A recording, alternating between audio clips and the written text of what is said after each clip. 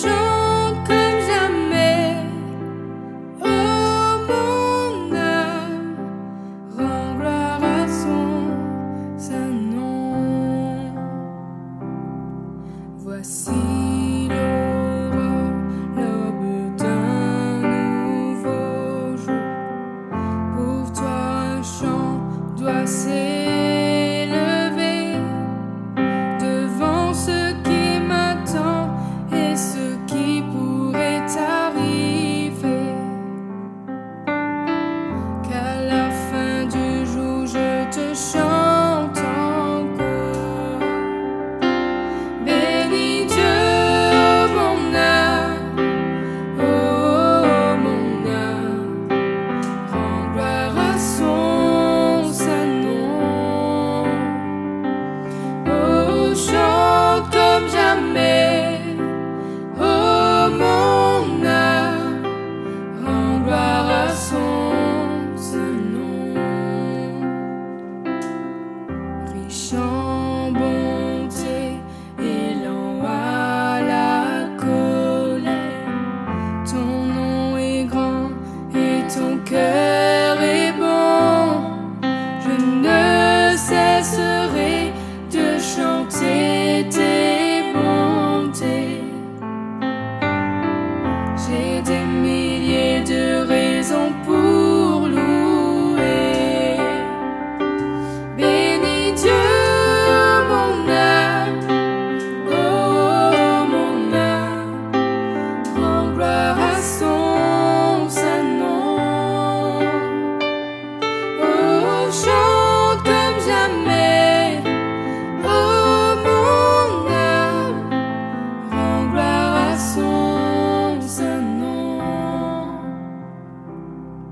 Un jour viendra, je n'aurai plus de force. Mon heure venue, la fin sonnera. Pourtant mon âme chantera tes louanges. Pendant des milliers d'années, oui, sans fin. Oui, sans fin. Bénis Dieu, oh mon âme, oh mon âme, rends gloire à son saint nom. Oh, chante comme jamais, oh mon âme, rends gloire à son saint nom.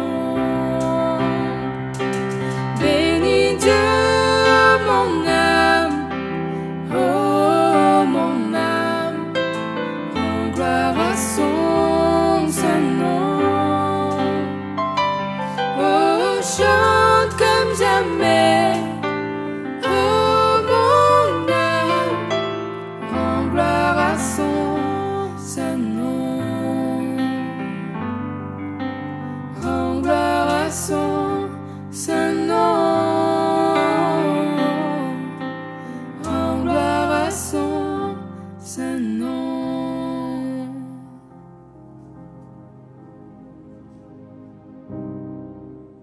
Bonjour frères et sœurs, heureux de pouvoir nous retrouver à travers de cette vidéo. J'aimerais partager avec vous ce soir ce thème « Jésus au-dessus de tout ». Pour cela, nous utiliserons le texte de Matthieu, chapitre 14, au verset 22. Il dit aussitôt, après, Jésus fit monter les disciples dans leur barque pour qu'ils passent avant lui de l'autre côté du lac, pendant que lui-même renverrait la foule. Après l'avoir renvoyé, il monta sur une colline pour prier. Quand le soir fut venu, il se tenait là, seul. La barque était déjà à une bonne distance de la terre. Elle était battue par les vagues, car le vent soufflait contre elle. Tard dans la nuit, Jésus se dirigea vers ses disciples en marchant sur les eaux. Quand ils le virent marcher sur l'eau, ils furent terrifiés et dirent « C'est un fantôme !» et ils poussèrent des cris de frayeur. Mais aussitôt, Jésus leur parla. « Courage, leur dit-il, c'est moi. N'ayez pas peur. » Pierre prit la parole et lui dit, « Seigneur, si c'est bien toi, ordonne que j'aille vers toi sur l'eau. » Pierre, répondit Jésus. Pierre sortit de la barque et se mit à marcher sur l'eau pour aller vers Jésus. Mais quand il remarqua la violence du vent, il prit peur. Il commença à s'enfoncer dans l'eau et s'écria, « Seigneur, sauve-moi !» Aussitôt, Jésus étendit la main, le saisit et lui dit, « Comme ta confiance est faible, pourquoi as-tu douté ?» Ils montèrent tous les deux dans la barque et le vent tomba. Alors les disciples qui étaient dans la barque se mirent à genoux devant Jésus et dirent, « Tu es vraiment le Fils de Dieu. » Jésus alla vers eux en marchant sur la mer. Les disciples devaient traverser la mer et passer de l'autre côté. Et cela va se faire avec beaucoup de peine, nous raconte l'évangile de Marc. Jésus n'était pas avec eux physiquement. Et voilà qu'une tempête se lève sur la mer, c'est l'affolement dans l'embarcation. C'est là où nous ressentons que la vie de tous les jours est bien plus difficile sans Jésus. Quand nous devons faire face aux éléments déchaînés, aux tempêtes, aux oppositions de la vie, aux maladies, aux imprévus, à des changements de sentiments de ceux qui nous entourent. Comme les disciples, on aurait voulu qu'il soit avec nous, car nous savons qu'il est au-dessus de tout. Il parle même aux éléments déchaînés et ils lui obéissent. Il ressuscite les morts, disaient les autres. Et dans l'épisode précédent, on le voit multiplier le pain, toujours dans ce chapitre 14. Et dans cet épisode que nous venons de lire, on le voit marcher sur la mer, dominant les éléments déchaînés. Frères et sœurs, Jésus est bien au-dessus de tout. Premièrement, au-dessus de toute circonstance, il a besoin de prier pour nous. Quand il l'eut renvoyé, il monta sur la mer, sur la montagne, pour prier à l'écart. Et comme le soir était venu, il était là seul. Nous constatons, bien-aimés, qu'après avoir renvoyé la foule, Jésus est allé prier. Je le crois pour ses disciples. Je le crois aussi qu'il prie encore pour chacun de nous aujourd'hui. Même si nous ne ressentons pas un moment sa présence, sachez que Jésus intercède pour nous. Car il est au-dessus de tout. C'est ce que nous révèle Romains au chapitre 8, verset 34. Il intercède pour nous. Qui les condamnera? Christ est mort, bien plus. Il est ressuscité. Il est à la droite de Dieu. Il est au-dessus de tout. Il intercède pour nous. Nous aurons toujours besoin de lui. Comme dans cet épisode de la traversée où les disciples étaient en difficulté. Romains au chapitre 8, verset 35, exclamera, et Paul le dira, « Qui nous séparera de l'amour de Christ ?» alors qu'il passait par des temps difficiles et qu'il encourageait ses frères et ses sœurs à garder confiance en Dieu et dans l'amour de Dieu. Sera sa tribulation ou l'angoisse ou la persécution ou la faim, ou la nudité, ou le péril. Nous comprenons bien que les disciples étaient en péril. Le Saint-Esprit nous rappelle ses engagements à nos côtés, le consolateur, l'avocat. Dans Romains 8, au verset 37, il dit « Mais dans toutes ces choses, nous sommes plus que vainqueurs, par celui qui nous a aimés. » Que dirons-nous donc à l'égard de ces choses? Et si Dieu est pour nous, qui sera contre nous? Deuxième aspect de cet épisode, Jésus n'arrive jamais trop tard.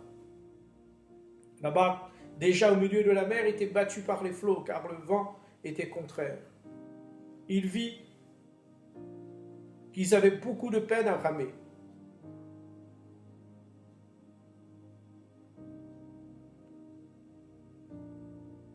Dans cette peine, il vient eux, et aussi vers eux et vers nous. Si rien ne peut nous séparer de lui, alors même cette tempête ne pouvait les séparer de Christ. Pendant que l'affolement était palpable et que la crainte et la peur se faisaient ressentir dans leurs cris, Jésus va se présenter à eux pour rassurer leur cœur. Et une anecdote de la Bible vient encore nous montrer que Jésus est au-dessus de tout, la résurrection de Lazare nous montre que Jésus n'arrive jamais en retard. Il sent déjà, diront les sœurs. Mais Jésus était là, c'était suffisant.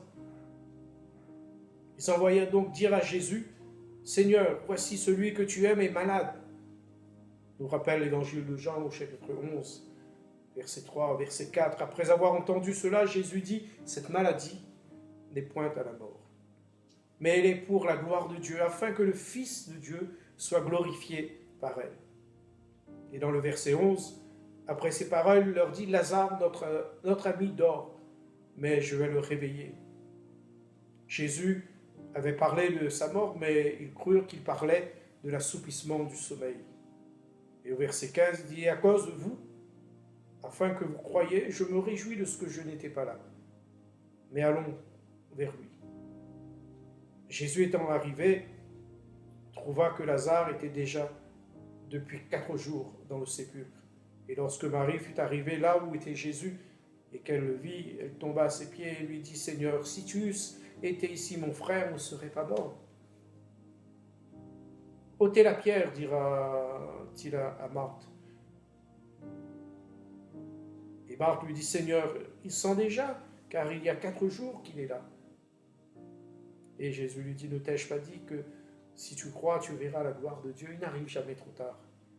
C'est par ces quelques paroles de Jésus que nous voulons vous encourager à rester confiants. Même si les choses semblent pliées, finies, son silence ne veut pas dire qu'il a oublié. Mais nous savons qu'il voit tout et qu'il connaît tout. Il n'y a aucune distance qui pourrait nous tenir éloignés de lui. Et ces paroles viennent nous rappeler que je suis près de ceux qui m'invoquent. Jésus au-dessus de tout, et il rassure et il sauve, parce qu'il rassure et sauve. Aussitôt que Jésus arrive près de la barque, il dit, « Rassurez-vous, c'est moi, n'ayez pas peur. » La peur nous fait toujours voir les problèmes insurmontables, ce qui justifie l'angoisse. Mais les paroles de Jésus vont rassurer le cœur des disciples. Sa voix vient toujours tranquilliser nos cœurs, calmer nos cœurs. Donnons à Jésus nos peurs et nos craintes. Lisons la parole de Dieu. Laissons la parole de Dieu tranquilliser nos cœurs. Seul lui peut parler avec autant d'assurance. Au milieu des éléments déchaînés, c'est lui qui domine sur toutes choses. Jésus est au-dessus de nos peurs. Il peut sauver parfaitement. Quand viennent les temps difficiles. Dans Hébreux chapitre 7, verset 25, il dit, « C'est aussi pour cela qu'il peut sauver parfaitement ceux qui s'approchent de lui, de Dieu par lui, étant toujours vivant pour intercéder en leur faveur. » Jésus rassure, parce qu'il est Dieu puissant. Il rassure par ses paroles. Maintenant, nous savons que tu sais toutes choses et que tu n'as pas besoin que personne t'interroge. C'est pourquoi nous croyons que tu es sorti de Dieu. C'est celui qui vient d'en haut, il est au-dessus de tout. Celui qui est de la terre est de la terre, il parle comme étant de la terre. Et celui qui vient du ciel, il est au-dessus de tout. Nous rappelle ce texte de Jean au chapitre 3, verset 31. Et dans le chapitre 7, le verset 46, les huissiers vont répondre, « Jamais homme n'a parlé comme cet homme. »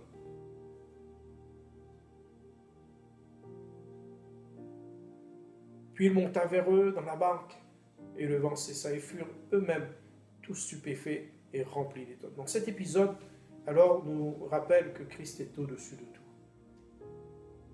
Il ordonne, il crée. Au commencement était la parole, et la parole était avec Dieu, et la parole était Dieu. Elle était au commencement avec Dieu. Toutes choses ont été faites par elle, et rien de ce qui a été fait n'a été fait sans elle.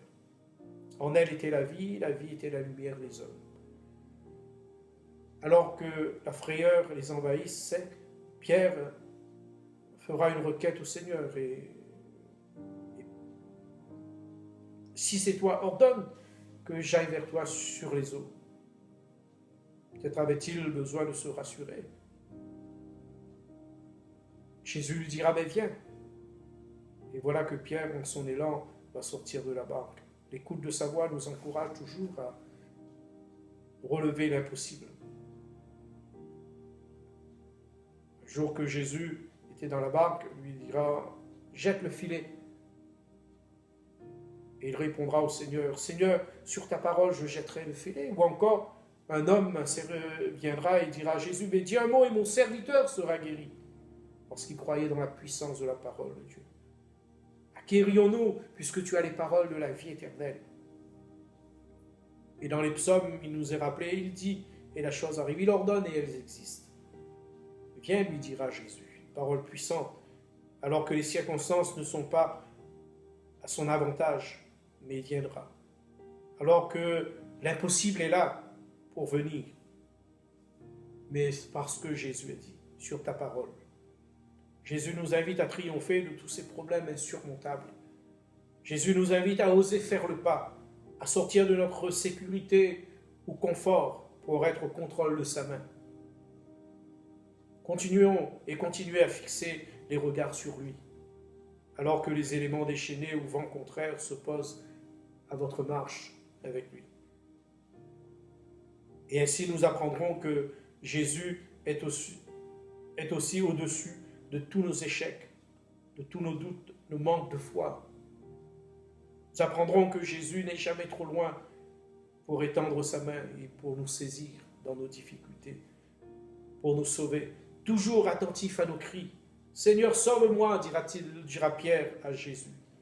Alors que Pierre coulait, les influences extérieures ont eu raison de son impulsivité, mais Jésus était présent. Loin de nous de juger Pierre, car bien de nos réactions ont révélé les mêmes attitudes face à l'épreuve. Mais nous pouvons retenir l'intervention rapide de Jésus, ne laissant pas plus longtemps que son disciple boire la tasse. Et ce que j'aime de Jésus, c'est que la discussion ou reproche se passe après avoir secouru. Aussitôt, Jésus étendit la main, le saisit et lui dit, « Homme de peu de foi, pourquoi as-tu douté ?» Aussitôt, Jésus donc étendit sa main. La difficulté n'est jamais la même interprétation pour celui qui est dedans et celui qui est à l'extérieur. C'est l'une des raisons pour lesquelles Jésus use encore de patience envers chacun. Qui ait peu de foi ou grande foi, Jésus-Christ est à côté de celui qui l'invoque. Comprenons que ce qui nous domine ne pourrait jamais le dominer. Il est au-dessus de tout, car il est Fils de Dieu. Et j'aimerais pour terminer pour vous rappeler ces quelques paroles de cette lecture que nous avons faite au verset 32 de ce chapitre 14. Ils montèrent dans la barque et il dit que le vent cessa.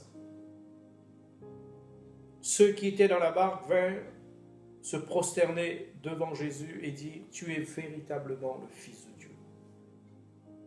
Frères et sœurs, Jésus est au-dessus de tout. Gardez ces choses dans vos cœurs. Il n'est jamais trop loin. Il est celui qui nous rassure. Il est celui qui prie pour nous, parce qu'il est au-dessus de tout. Prions ensemble le Seigneur. Et vous qui êtes dans un temps de traversée difficile, soyez rassurés. Jésus est près de chacun. Courbons nos cœurs un moment. Merci Seigneur. Merci pour tous nos amis qui nous ont écoutés. Tu les connais, tu les vois dans cette traversée difficile. Prions pour que leur cœur soit rassuré, comme tu l'as dit aux disciples. Que leur cœur soit apaisé en ce qui concerne l'avenir et la suite, puisque tu les as invités à te suivre. Ce temps de silence nous permet de pouvoir nous sonder, pouvoir aussi réaliser ta grandeur et ta puissance.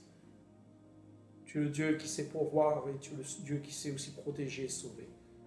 De toutes les difficultés, de tout ce qui cherche à nous dominer, de tout ce qui peut nous envahir. Et nous prions pour que tu bénisses nos amis, que tu les aides, que tu leur accordes la grâce.